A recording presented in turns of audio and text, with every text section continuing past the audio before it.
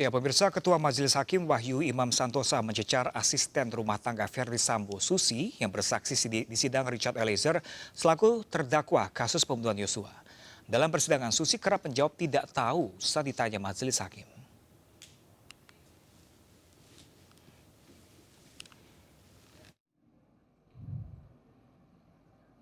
Enggak ada. Tidak ada. Tadi saudara ngomong katanya Joshua nggak boleh naik. Ketahuan bohong saudara. Iya kan? Itu sesudah saya manggil-manggil om, tolong om. Tadi om, bilang gitu. katanya tidak ada. Sekarang ngomong sesudah. Iya, saya manggil om, tolong gitu. Tapi habis itu Om Kuat naik. Terus? Om Kuat naik, dia bertanya ke saya, "Sus, kenapa ibu?" Gitu. Terus saya jawab, "Saya tidak tahu om, soalnya saya nemuin ibu udah kayak gini gitu, udah tergeletak di sini." Terus? Om Kuat juga megang badannya juga, kakinya. Ini kakinya dingin gitu Om Kuat. Terus? Ya habis itu nggak lama itu Om Joshua mau naik tapi dihalau sama Om Kuat.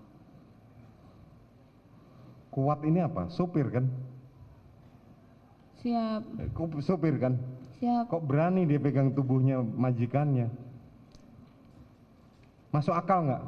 Megang kakinya. Lah ya megang kakinya perkara megang apa tapi berani megang tubuhnya kan. Harusnya kalau dia memegang tubuhnya saudara Putri kemudian memapah ke kasur itu masuk akal. Macam kayak dia dokter nanya dulu. Kenapa?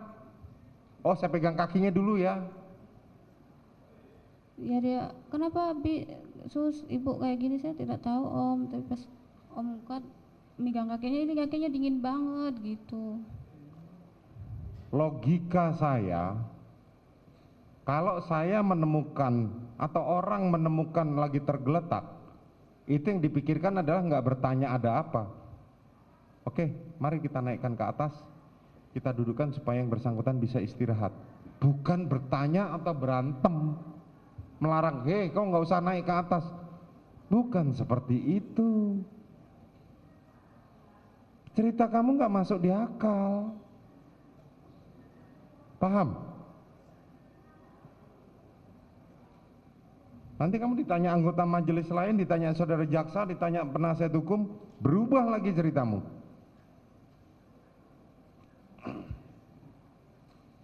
Oke. Setelah itu apa yang dilakukan saudara Kuat? Saya minta tolong Om Kuat untuk memapah ibu. Terus? Terus saya angkat ibu di papa itu, tak peluk sambil diangkat untuk masuk ke kamar.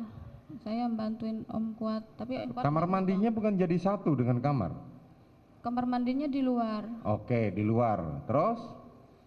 Saya masuk ke dalam untuk memapah ibu. Ibu tak peluk dari depan, terus Om Kuat menjaga-jaga di belakang. Habis Oke, itu saudara Kuat terusan jaga-jaga di belakang. Terus?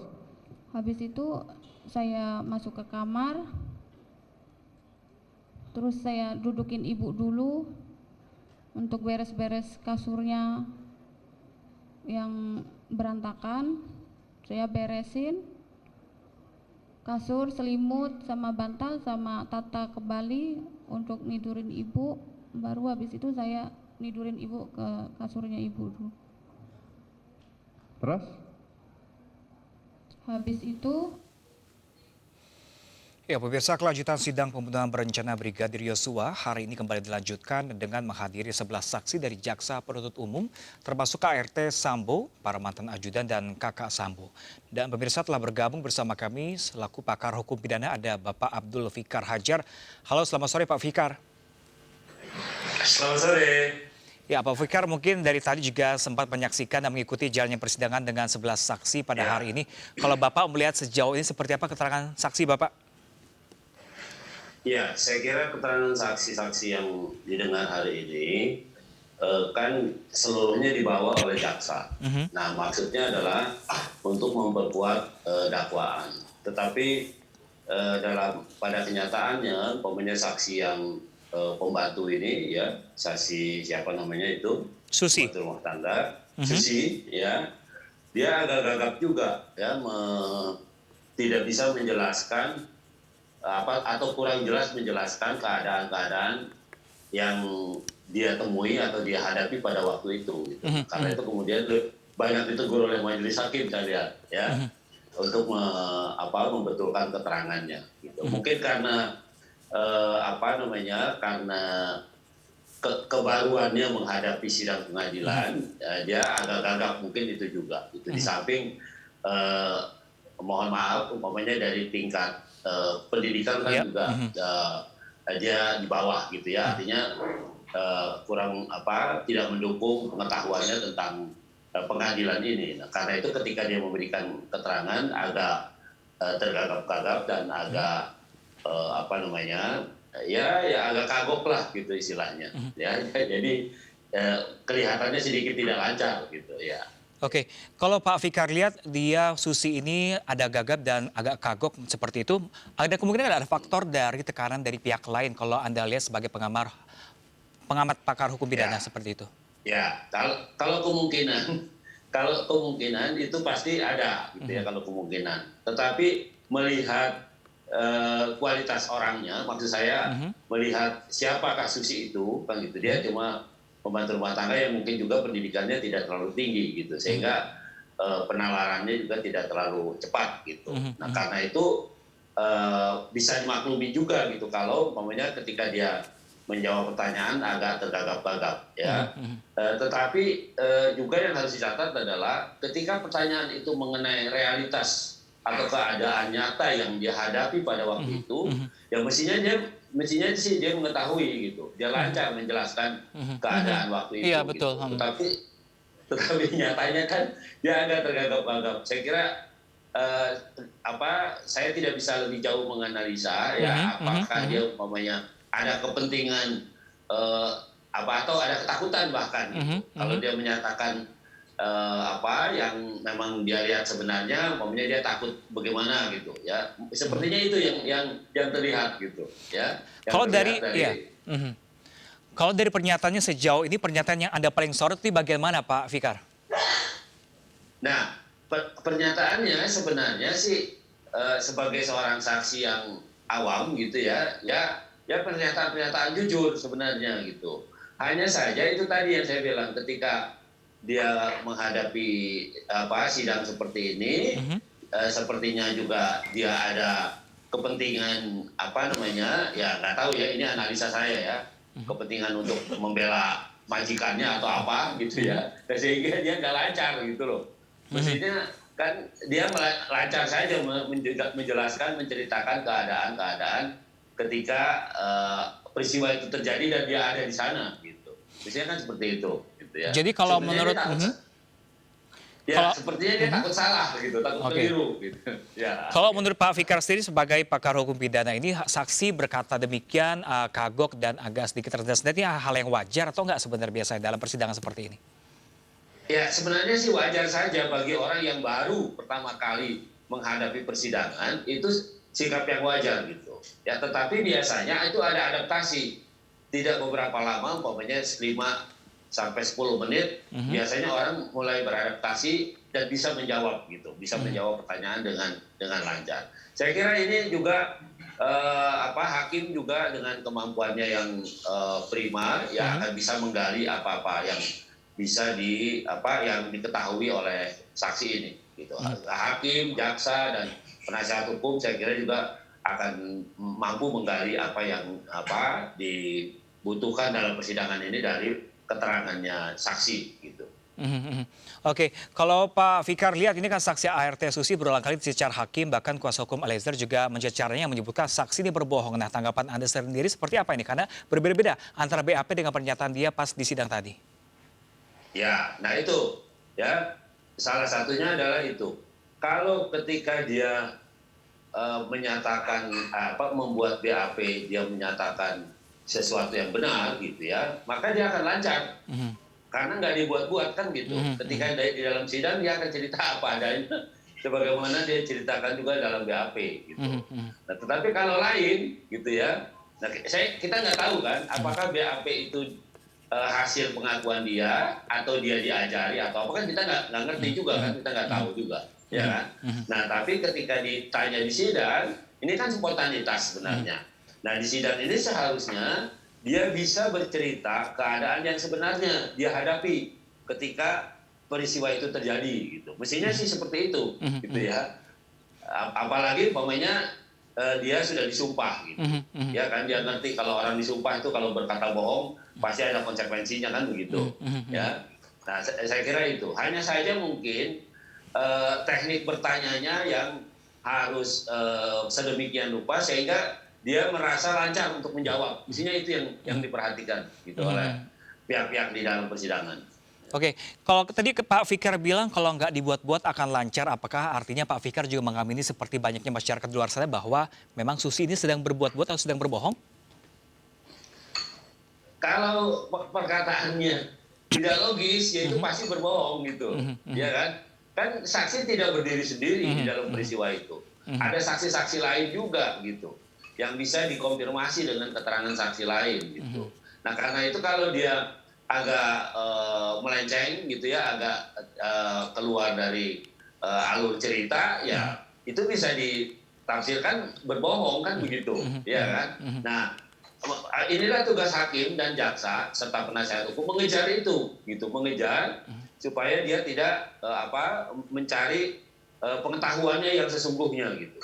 Meskipun umpamanya dia berpegang pada keterangannya yang dia buat-buat gitu ya, tapi nanti biasanya kalau dibuat-buat tuh akan terjebak pada realitas yang lain gitu ya, pada pertanyaan-pertanyaan yang lain gitu. Nah, itu yang saya kira ini kita percayalah pada kemampuan orang-orang yang di pengadilan ini, apalagi hakim ya kan. Hakim itu sudah berpengalaman untuk menggali keterangan dari seorang saksi gitu, meskipun saksi itu kelihatan umpamanya ada kecenderungan untuk berbohong.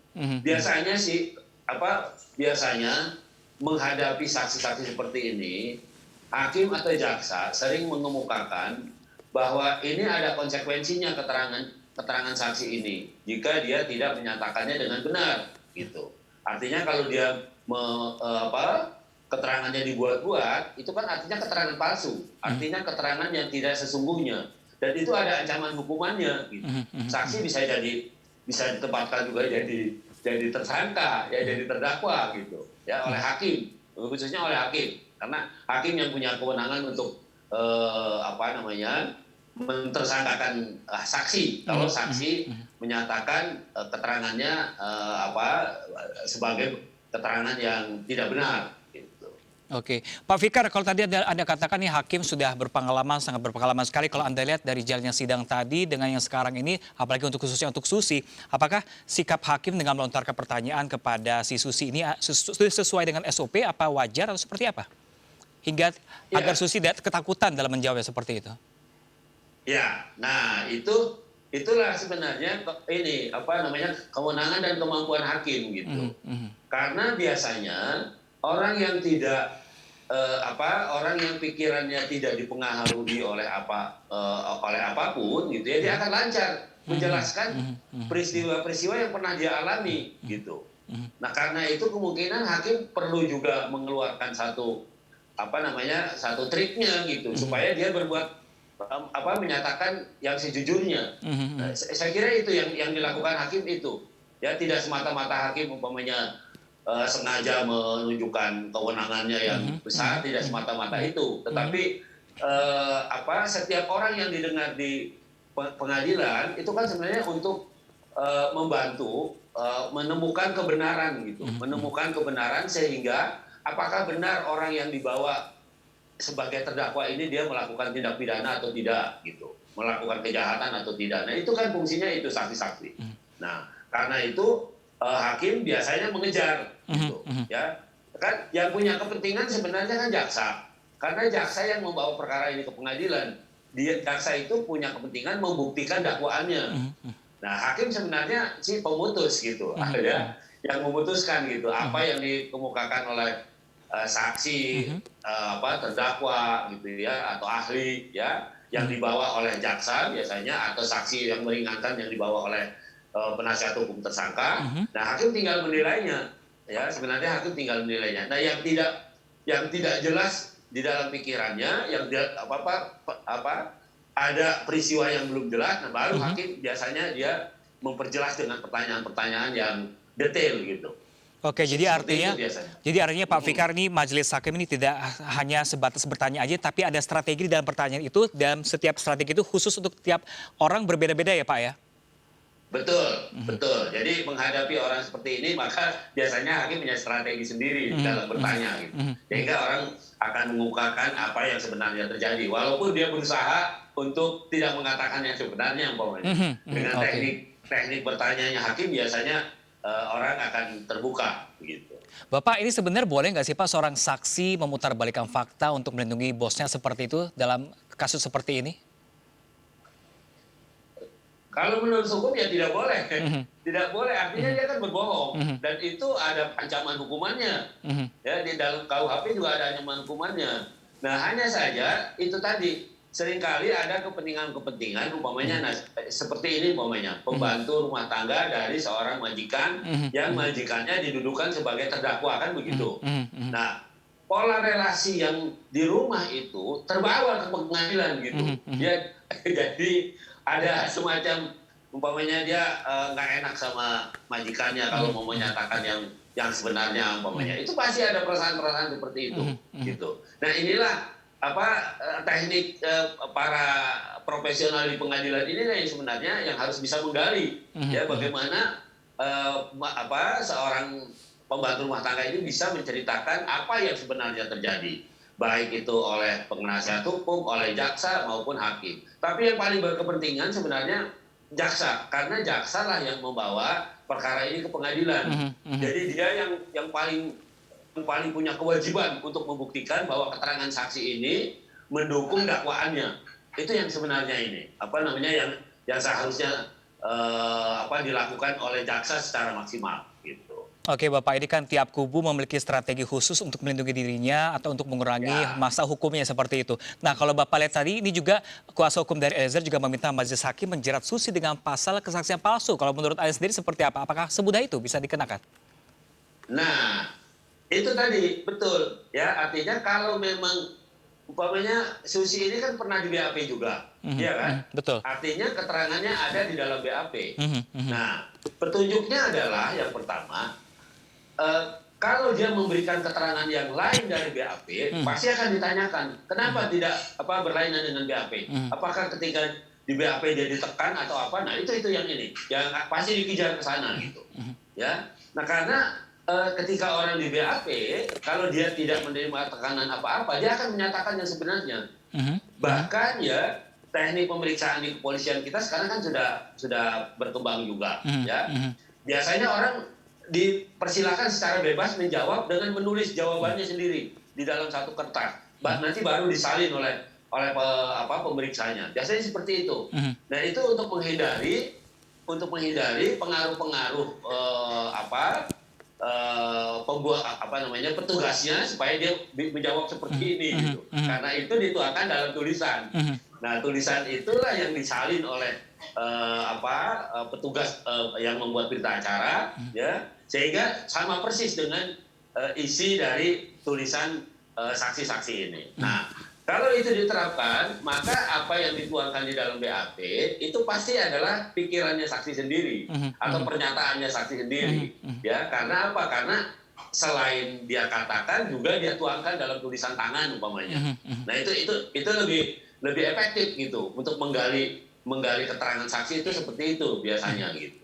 Oke Pak Fikar, ini BAP berbeda dengan isi pernyataan dari Susi itu sendiri. Apakah nanti ini mudah si Susi ini mendapatkan pasal kesaksian palsu seperti itu?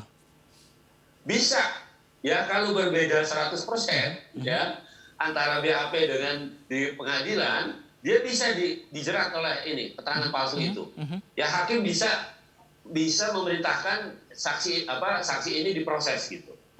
Karena kan di pengadilan yang punya kewenangan kan hakim, ya kan? Jadi hakim yang nanti memerintahkan jaksa supaya orang ini diproses sebagai pemberi keterangan palsu umpamanya. Bisa seperti itu. Ada pertimbangan lain nggak Pak? Apakah langsung bisa dikenakan pasal kesaksian palsu atau nanti bisa diperiksa kembali di hari lain seperti itu? Pemeriksaan itu kan sudah dilakukan, ya. Pemeriksaan itu sudah dilakukan dan itu sebenarnya tidak mengikat gitu. Ya, artinya apa? Ketika dia diperiksa di pengadilan, kalau lain, kenapa kamu di kepolisian atau di